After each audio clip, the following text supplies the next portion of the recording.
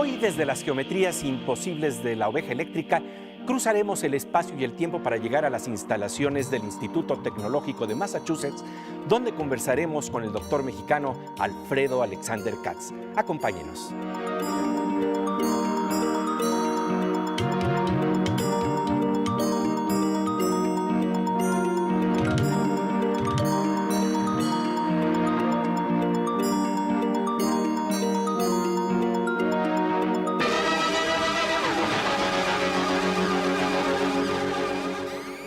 Bienvenidos al universo de la oveja eléctrica, el programa de ciencia y pensamiento de Canal 22. Hoy vamos a contarles una historia que parece de novela. Un personaje realiza una acción bondadosa en un contexto, pero resulta que en otro entorno puede desencadenar una tragedia. Así es, Pepe. Eso sucede cuando vemos la vida no en blancos y negros, sino en su complejidad. Algo así ocurre con los procesos de coagulación en el cuerpo que permiten restañar heridas, cicatrizarlas. Sin embargo, cuando esto ocurre en los flujos del corazón, las investigaciones científicas plantean que las velocidades involucradas en estos procesos van más allá de lo que se pensaba, y por eso pueden dejarnos al borde de un ataque al corazón. Investigaciones de vanguardia sobre este tema están siendo realizadas por el doctor mexicano Alfredo Alexander Katz, físico graduado en la UNAM, quien tiene un laboratorio en el Instituto Tecnológico de Massachusetts. Desde ese espacio, conversa con Pepe Gordon sobre la dinámica de flujos, de materiales suaves y comunicación de partículas que dan una nueva luz a lo que ocurre en nuestros cuerpos.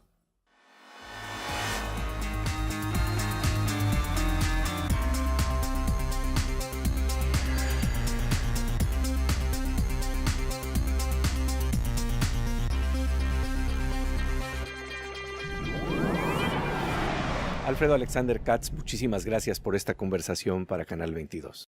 Gracias a ustedes. Oye, fíjate que lo que haces de alguna manera tiene que ver con el estudio de lo que se llaman materiales suaves, y hay algo muy mexicanamente que nos puede introducir a todo este proceso de estudio que tú llevas a cabo aquí. Yo estudio exactamente materiales suaves, pueden ser sintéticos o pueden ser biológicos. Nosotros, a final de cuentas, estamos hechos de materiales suaves, unos más suaves que otros. Si tocamos esta parte del cuerpo es muy suave, el hueso también está hecho de materiales suaves, pero es mucho más duro, como lo sabemos.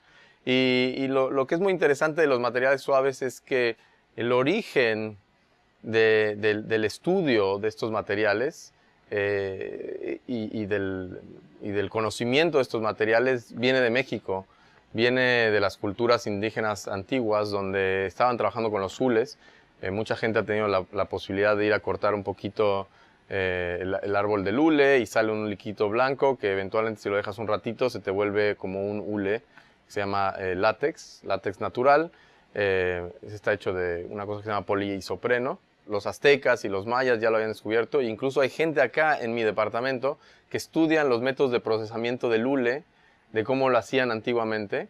Y bueno, todavía hoy en día vemos los juegos de pelota, la pelota de hule maciza que bota muy bien.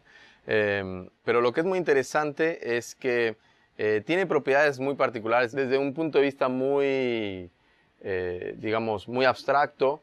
Lo que está haciendo un hule es bastante parecido a lo que hace las proteínas dentro de nuestro cuerpo, lo que hace otros polímeros en nuestro cuerpo. Polímeros como grandes cadenas de moléculas. Exactamente, como el DNA, el que mantiene toda la información de los genes en nuestro cuerpo. Son cadenas, el DNA sería más grande que esto, pero un polímero sintético normal sería una cadena parecida a algo así.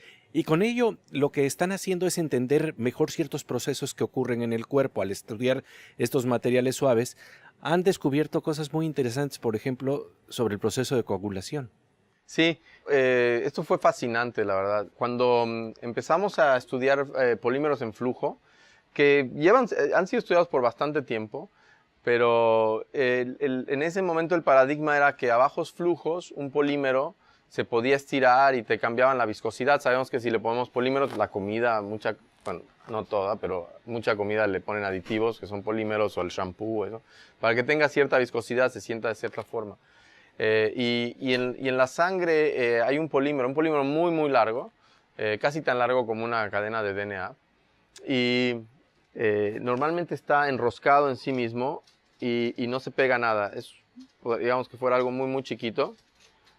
Y está metido dentro de las células, pero cuando el cuerpo siente que hay, que hay una lesión, y siempre hay un poco de esto en la sangre además, reacciona y se estira, pero se estira no gracias a algún proceso químico, se estira al flujo. Entonces, en realidad, siempre se está estirando. Y hay una molécula que se encarga de cortarlo para que no cause problemas. Pero la idea es que cuando se estira, puede pegar, digamos si esto fuera una plaqueta, puede pegar las plaquetas porque se le enrosca y también se pega a las paredes. Y eso forma imagínense que aquí tuviera otra plaqueta, digamos esta, y empieza a hacer el proceso de coagulación. Un proceso de coagulación y esto empieza a crecer. Y esto se pega en el lugar donde está la lesión. Porque ahí justamente hay ciertas moléculas a las cuales se le puede pegar. Lo que describe el doctor Alexander Katz es un fenómeno que es clave en los procesos de coagulación. Sin embargo, hay otra cara de la moneda en donde la velocidad de estos procesos podría ser dañina y llevarnos al borde de un ataque al corazón. Seguiremos conversando sobre este tema después del corte. Mientras tanto, vamos a una sección que nos deja con el ojo cuadrado con nuestra compañera Aura López.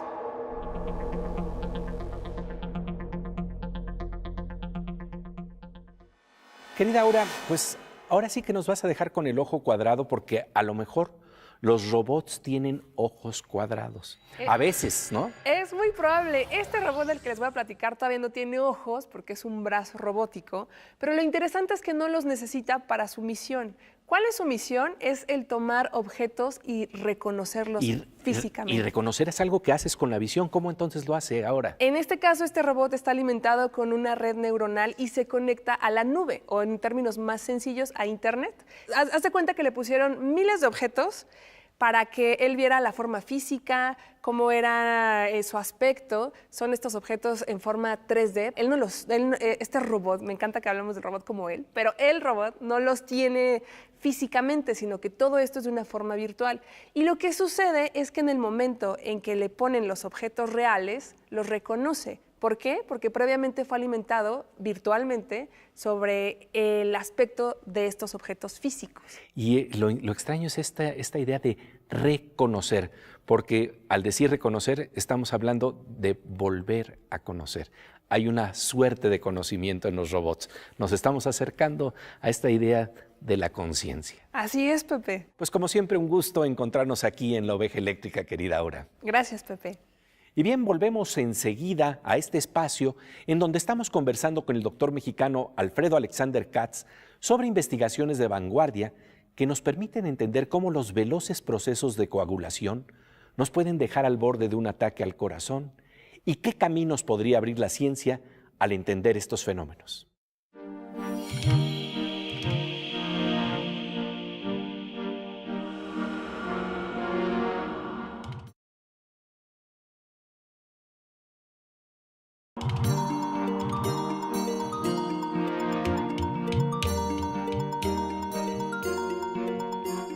Como de rayo, estamos de regreso en La Oveja Eléctrica para hablar de los últimos estudios sobre un proceso de coagulación veloz que nos puede dejar al borde de un ataque al corazón.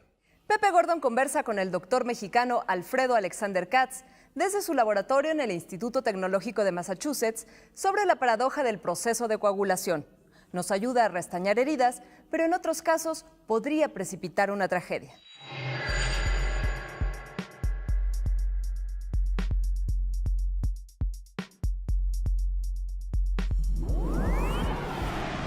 Y esto que es tan importante cuando tenemos heridas visibles o invisibles, porque un golpe también hace que tengamos ciertos coágulos ahí para reparar lo que está pasando internamente.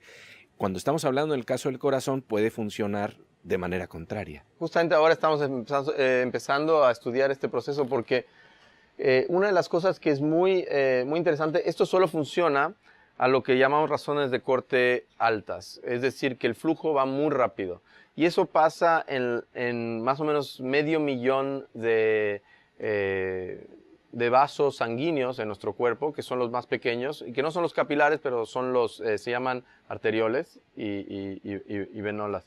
Pero lo que es muy interesante es que este proceso qué tan rápido, porque lo que tenemos que imaginarnos es que las moléculas no están estáticas, o están moviéndose así.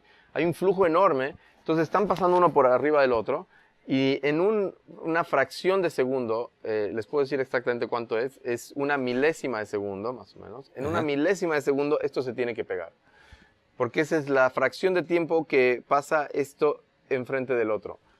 Y se ha medido, y lo que pasa es que cuando uno tiene un ataque al corazón, uno tiene o va a tener un ataque al corazón, uno tiene digamos, esta es la vena, una arteria, más bien una arteria grande, y se empieza a formar placa y placa, entonces se empieza a constriñir más y más la arteria. ¿Y qué es lo que pasa? Bueno, viene una arteria grande a un pedazo que está con una constricción, el flujo acá es mucho más fuerte, lo cual activa este tipo de polímeros, y cuando estos polímeros están activados, que se llama el factor de von Willebrand, empiezan a pegar plaquetas. Y el ritmo que pega las plaquetas es mucho más rápido que lo que el cuerpo lo podría controlar. Encima de todo, obviamente uno se puede hacer la pregunta, bueno, pero ¿por qué no inmediatamente le da un ataque al corazón? Bueno, para que te dé el ataque al corazón, aparte necesitas que se pegue a la pared, y ahí es donde quizás, ese es el efecto, el momento catastrófico donde quizás hay una pequeña ruptura por la cual empiezan a mostrarse grupos donde se pueden empezar a pegar, y de ahí empieza a crear un coágulo gigantesco que eventualmente te tapa la arteria, o a veces acá, esto normalmente suele pasar en las divisiones en V de las arterias, y si te da acá, te da no un derrame cerebral, pero lo opuesto, ¿no? Se te tapa una de las arterias en el cerebro. Y la gran pregunta es cómo controlar esta interacción que es muy rápida. Y al estar estudiando entonces precisamente estos procesos tan finos, la idea en el futuro es encontrar qué mecanismos pueden utilizar para frenar ataques al corazón de esta manera. Exactamente. Fue una sorpresa para nosotros que fuera tan rápido, porque es más o menos 1000 veces más rápido que el tipo de enlaces que ocurren normalmente en biología. Porque tienes una proteína, acá tienes dos proteínas, son dos proteínas interactuando. Esto normalmente ocurre en una milésima de segundo. Esto está ocurriendo en una millonésima de segundo. Es muchísimo más rápido, y eso es lo que nos ha dado últimamente mucho interés. ¿Qué es lo que te permite que sea así de rápido? Obviamente sabemos por qué tiene que ser así de rápido, porque eso es lo que necesitas para que tu cuerpo esté funcionando bien. Sin embargo, no entendemos por qué puede ser tan rápido y por qué otros no pueden ser tan rápido como esta. ¿Cuál es la conexión? Yo creo que cuando encontremos esa conexión, podremos empezar a pensar en qué tipo de drogas, de medicamentos. Acá en Estados Unidos a los medicamentos le dicen drogas, sí. Pero ¿qué tipo de medicamentos se podrían utilizar para poder prevenir este tipo de enlaces? Esa es la gran promesa de un estudio que está basado en la curiosidad inicialmente. Sí, totalmente sí. Lo interesante es que entender estos procesos, tratar de comprender la dinámica de flujos como lo hace el trabajo de punta del doctor Alexander Katz, abre la promesa de investigaciones de nuevos medicamentos para frenar ataques al corazón. Después del corte continuaremos conversando con el doctor mexicano Alfredo Alexander Katz, pero antes vamos a la sección Aguas con la Morsa, Aguas con el hacker, con el físico Manuel López Michelone, el famoso Doctor Morsa.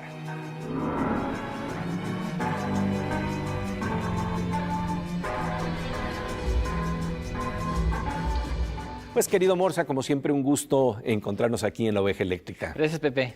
Oye, fíjate que ahora que se habla tanto de espionaje, que está tanto en el aire, pues uno a veces no sabe ni cómo es que en un celular o en nuestras máquinas de cómputo podemos ser espiados. ¿Cómo ocurren estos procesos?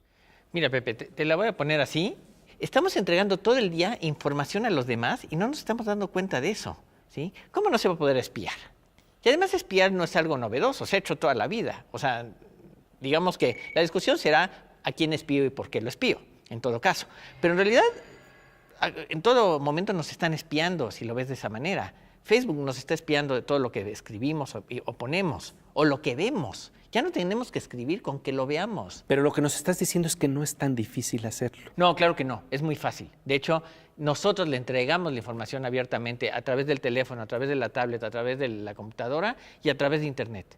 Y uno no se da cuenta, ¿no? Quizás, yo creo que hay que ser más conscientes de la información que usamos y que tenemos, porque la están usando para miles de cosas, entre ellas mandándonos anuncios todo el día, ¿no? Así es. Pues como siempre, querido Morsa, un gusto platicar, reflexionar contigo aquí en La Oveja Eléctrica. Gracias, Pepe. Y bien, nosotros volvemos enseguida a este espacio en donde estamos conversando con el doctor mexicano Alfredo Alexander Katz sobre un extraño efecto que descubrió al estudiar los procesos de coagulación y cicatrización en el cuerpo.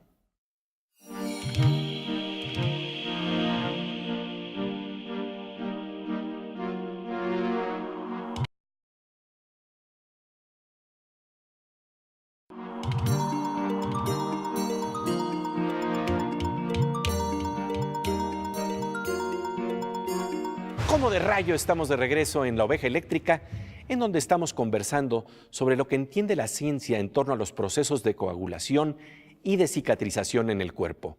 En este camino se encontró un interesante hallazgo. Pepe Gordon conversa con el doctor mexicano Alfredo Alexander Katz desde su laboratorio en el Instituto Tecnológico de Massachusetts. Resulta que, al tratar de comprender los enlaces muy rápidos que se dan en el cuerpo, la forma en que se pegan las cosas en el proceso de coagulación, descubrió, con un ingenioso mecanismo, un extraño efecto de comunicación entre partículas a larga distancia que no es de carácter electromagnético.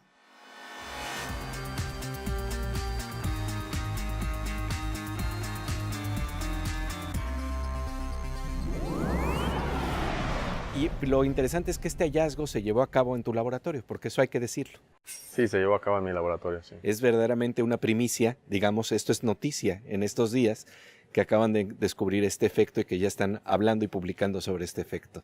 Sí, fue serendipia.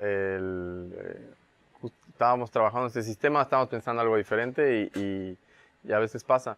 Lo que yo les digo a los estudiantes es que hay que tratar, hay que probar.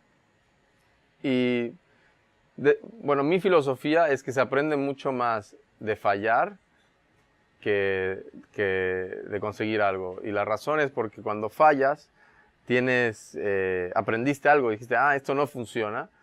Pero si dices, bueno, esto tiene que pasar así, y pasa así, pues no aprendiste nada porque ya sabías que pasó así, que tenía que pasar así. Quizás si es algo muy raro, bueno, hay que probar que sí pasa así, si lo haces en teoría. En este caso estábamos jugando con estos sistemas y pasó algo y había que explicarlos. Nos tomó 2 años explicarlo. La curiosidad llama a la curiosidad. Esto sigue estimulando al asombro al tratar de entender cómo son los procesos dentro de la misma naturaleza. ¿Hacia dónde se está dirigiendo tu atención hoy en día, precisamente estimulada por esta curiosidad y estos hallazgos? Utilizando este mismo tipo de tecnología estamos tratando de entender de manera más profunda, obviamente con simulaciones y teoría, ¿por qué estas proteínas o ciertas proteínas que hemos estudiado antes se pegan mucho más rápido? ¿Por qué pueden hacer enlaces tan rápidos? Eso es algo que también es muy fascinante. Y hay un sistema que hemos trabajado de nanopartículas que atraviesa membranas. No las atraviesa, pero se mete a las membranas y después puede pasar de membrana a membrana.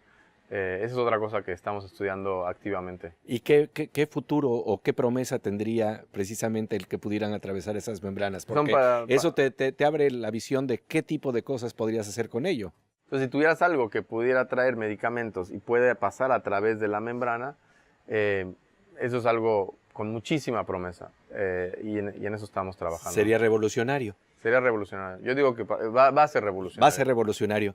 Y finalmente, fíjate que yo quisiera que me hablaras de qué sensación te produce el entender la arquitectura de lo que estudias y los flujos dinámicos, la inteligencia y flujo dinámico de lo que ves en estos comportamientos, tanto de los materiales que están a nuestro alrededor como de nuestro cuerpo, porque entender lo que está ocurriendo en esa arquitectura, yo creo que debe ser fascinante. Hay dos momentos en los cuales se sienten como mariposas en la panza. Al menos a mí todavía me siento mariposas en la panza. Casi como cuando me acuerdo en la primaria o en la secundaria, te gustaba una chica y venía y se te acercaba y no sé, o te decía algo y te ponías todo nervioso. Y son cuando se te ocurre una explicación para algo que estás viendo, alguna de las cosas que estábamos viendo acá, cómo entender algún proceso. Y la otra que me ha pasado, esto es más reciente porque yo no hacía experimentos antes, es, por ejemplo, cuando vimos esas partículas atraerse a esas distancias, ver los resultados y decir, wow, esto es algo nuevo. Esos son momentos en los cuales te pones... Hay una sensación muy bonita, pero se te eriza el pelo y todavía lo sigo sintiendo. Soy muy curioso, quizás demasiado. Espero que la curiosidad no mate al gato.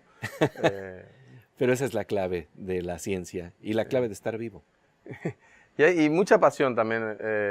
Uno tiene que tener, no achicarse cuando vienen los problemas y eso. La vida está llena de problemas y hay que simplemente seguir adelante y empujar, porque mucha parte del juego también es aguantarse y empujar para adelante. Pues Alfredo Alexander Katz, de verdad, muchas gracias por esta conversación. No, muchísimas gracias a ti. Ha sido un gran placer. Estamos hablando de la pasión de entender, de descubrir cómo funciona la naturaleza.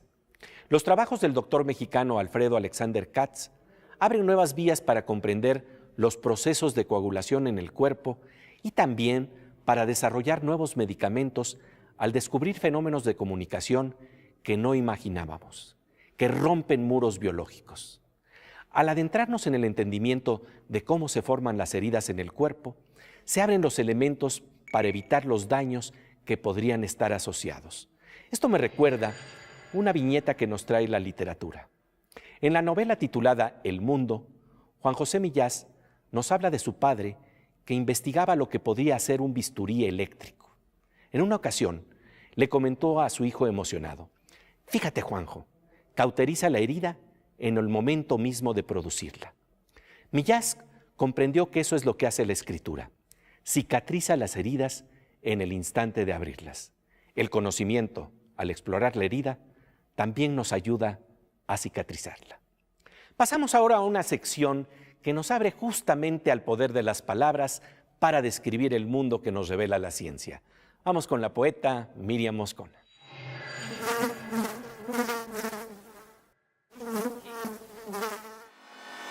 Querida Miriam, un gusto encontrarnos aquí en La Oveja Eléctrica. Una oveja de una década, ya está entrando a la adolescencia. Oye, y querida Miriam, y en esta oveja pues exploramos cosas que son variadas, diversas. Por ejemplo, plantas simples que realmente, metafóricamente, son plantas eléctricas. Mira, Pepe, pues nuestra planta eléctrica el día de hoy tiene un raro nombre que se llama Arabidopsis thaliana y se ha convertido en una especie de hit parade, haz de cuenta, en el mundo de la investigación en los laboratorios. Ha causado un interés por arriba de otras plantas de un interés en agricultura mucho mayor, como el tomate o el maíz. Esa plantita que pues uno la ve y pasa desapercibida, pero tiene sus secretos. Y los vamos a ver. Eso.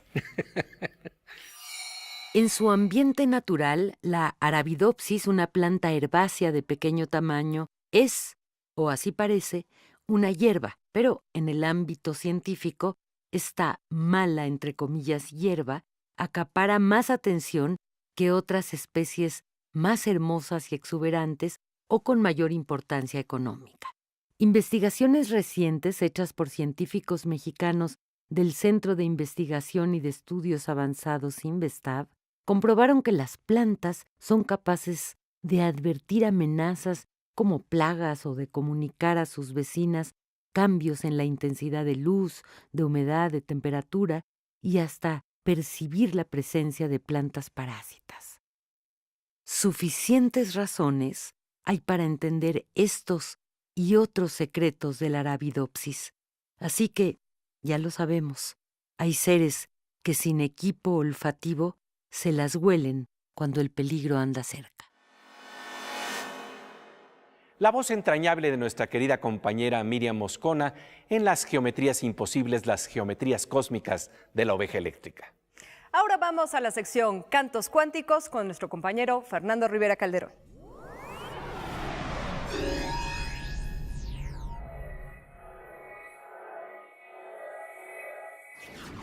Querido Fernando Rivera Calderón, hoy hemos estado hablando de cómo la ciencia trata de evitar lo que está al borde de un ataque al corazón, pero creo que eso no funciona contigo.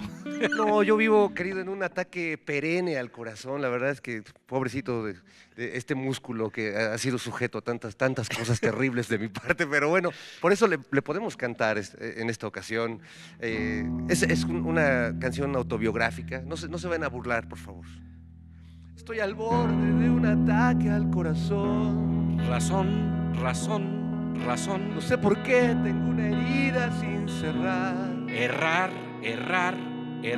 Estoy vibrando como vibra un diapasón. Pasón. Y por momentos me dan ganas de llorar. Orar. Estoy al borde de un ataque by the way. Por güey. Y mi destino es confuso y es incierto. Cierto. Tal vez violé de alguna forma alguna ley. Ey. Y no me queda casi nada de consuelo. Suelo. Oye, ya, ¿qué pasó, Pepe? Estás manchando con el eco, ¿eh? Que ya, estás editorializando el eco, mi querido Pepe. Así es, mi querido Fernando Rivera Calderón. Y bueno, pues esto es la forma de evitar un ataque al corazón, tal vez, con la música. La canción siempre ayuda, o a evitarlo, o a que te dé más rápido también. Pero bueno, en lo que nos da o no nos da, La próxima semana. nos encontramos por acá en La oveja eléctrica.